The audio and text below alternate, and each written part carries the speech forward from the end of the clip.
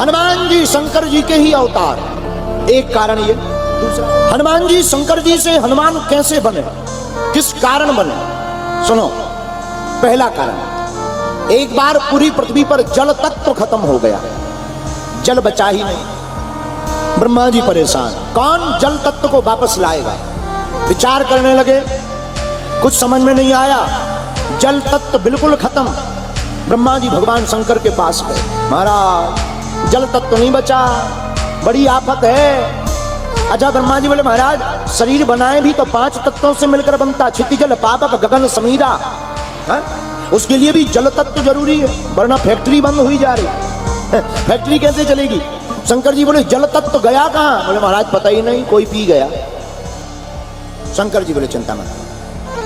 भगवान भूत भावन महादेव ने अपने 11 रुद्रों को बुलाया, क्या तुम में से कोई जल तत्व वापस प्रकट कर सकता है? 10 रुद्रों ने मना कर दिया, हम नहीं कर सकते। लेकिन जो 11वां रुद्र बचा, उन्होंने कहा महाराज हम जल तत्व प्रकट तो कर सकते हैं, लेकिन हमें अपने शरीर को गलाना पड़ेगा। भगवान शंकर और ब्रह्मा ने देवताओं के समक्ष कहा तुम चिंता मत करो, हम देवताओं को काम को पूर्ण कर दो, हम तुम्हें वचन देते हैं, तुम्हें नया रूप मिलेगा, नया नाम मिलेगा। उसी 11वें रुद्र ने जब अपने आप को गलाया तो जल तत्व प्रकट हुआ। जब जल तत्व प्रकट हुआ तो वह 11वां रुद्र शून्य हो गया, लेकिन भगवान शंकर के आशीर्वाद से वही 11वां रुद्र पुनः बानर बनकर प्रकट हुआ, वही वीर हनुमान बनकर के प्रकट हो गए। और इस बात की पुष्टि राम गोस्वामी श्री तुलसीदास जी ने हनुमान चालीसा में कर दी। शंकर सुवन केसरी रघुवर, हनुमान जी शंकर जी के ही अवतार, एक कारण ये।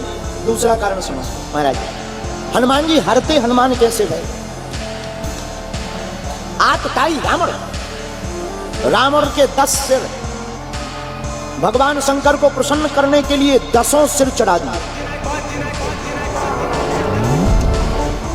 भगवान शंकर के रुद्र 11, सिर 10। शंकर जी बोले पार्वती काम बन गया। पार्वती जी बोली क्या?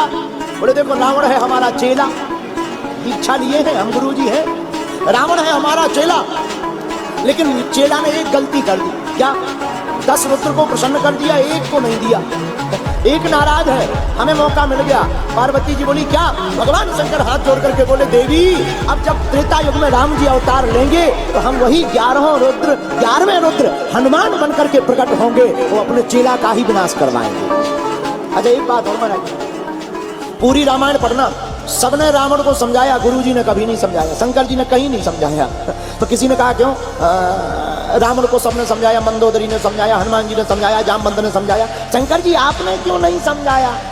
शंकर जी बोले हमारी मानना ही नहीं है उसे। बोले क्यों? बोले हमारे सामने आता है तो हंसने लगता। तो लोग बोले क्यों हंसने लगता?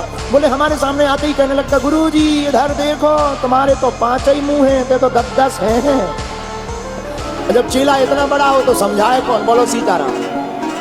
कई बार चेले इतने बड़े हो जाते हैं कि गुरु की पकड़ से बाहर हो जाते हैं।